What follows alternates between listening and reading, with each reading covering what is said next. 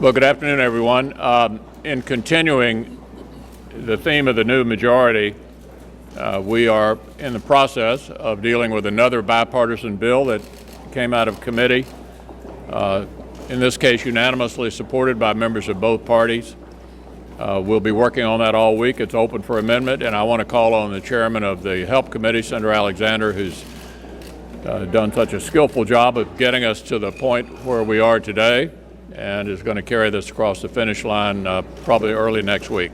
Chairman Alexander. Well, thanks, Mitch. One prominent news magazine said this week that No Child Left Behind is the education law that everybody wants to fix. So there's a consensus about the need to fix it. We're 7 years overdue. We fell apart in the last two Congresses based on partisan differences. But thanks to Senator Patty Murray from Washington State and our committee, we came out with a unanimous recommendation, and we're making good progress. There's also a consensus about how to fix it, and it's this: that the path to higher standards, better teaching, and real accountability goes through states, not through Washington, D.C. So while we keep the tests so that parents and others can know how children are doing, all the responsibility for what to do about the tests goes where it belongs, and that's with those who are closest to the children: the classroom teachers, the parents, the governors, the school board members. There's a remarkable collection of supporters for this bill: the governors, the school superintendents, and the teachers unions. All are saying us, get this done. So this is the education law everybody wants to fix. There's a consensus about that. There's a consensus about how to do it. I thank Senator McConnell for allowing us to put it on the floor, and I hope that by next week we'll be successful.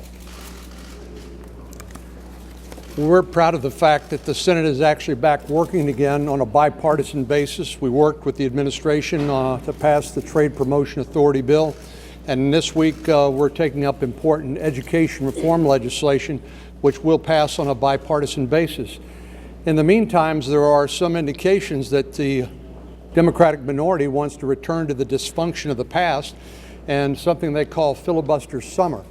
In other words, they had, believe it or not, after we passed the defense authorization bill, they had the temerity to get it on the floor of the United States Senate and to filibuster the very money, the appropriation that would pay the paychecks and provide the benefits for our active duty military and our veterans.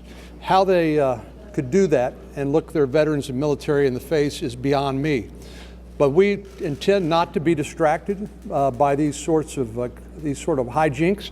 We intend to keep our head down and continue to work where we can with our colleagues on the other side of the aisle to pass bipartisan legislation which addresses the concerns of the American people. That's what they sent us here to do, and that's what we're going to do. So we're not going to take the bait. We're not going to return to the dysfunction of the past. Well, whether it's significant education reform or giving the American people a voice in an Iranian nuclear deal, I think you're hearing a common theme here, and that theme is that the Senate is back to work. We're actually getting things done.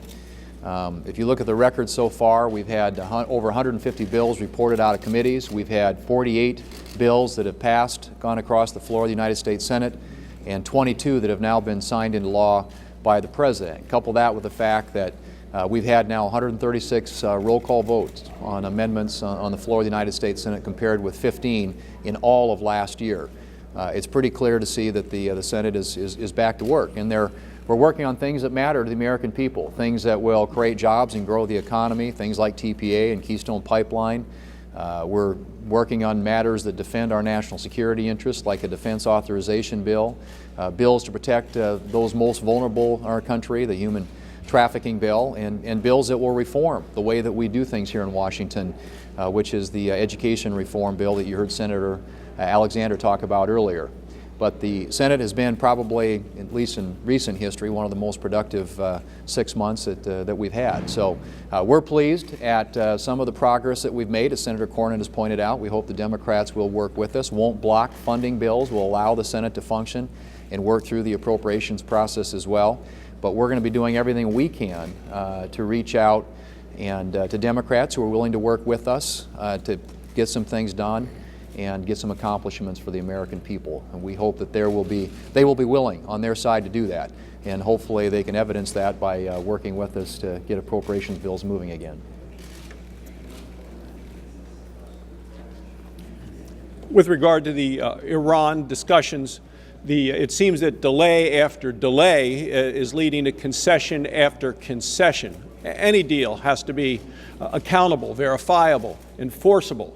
And you may have seen the Washington Post editorial yesterday where they said, at best, the deal as they see it is unsatisfying and risky compromise. Look, the President and this administration have continued to move the goalposts. This was supposed to be about stopping Iran from developing a nuclear weapon. Instead, what we're saying is about delaying or managing Iran with a nuclear weapon. A president's legacy is important, and a legacy of keeping our country free and safe is critical. That's the way that the president can continue his legacy.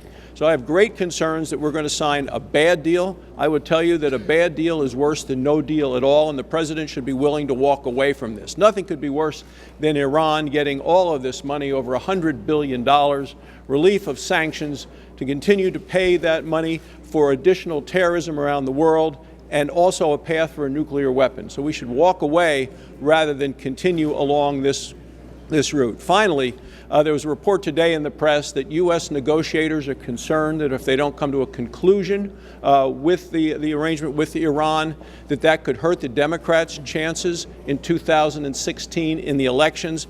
I would say this is much more important. The president ought to be focusing on our national security, not an election outcome over a year and a half from now.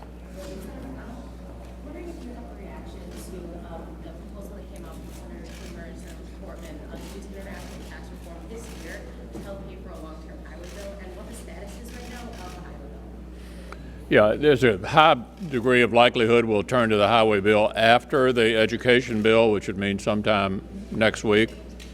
Let me just say, we're not going to raise the gas tax. We're not going to raise the gas tax. So the Environment Committee has come out with a 6-year bill. It's being scored by CBO. But there is a considerable skepticism that you could pay for a bill of 6-year duration.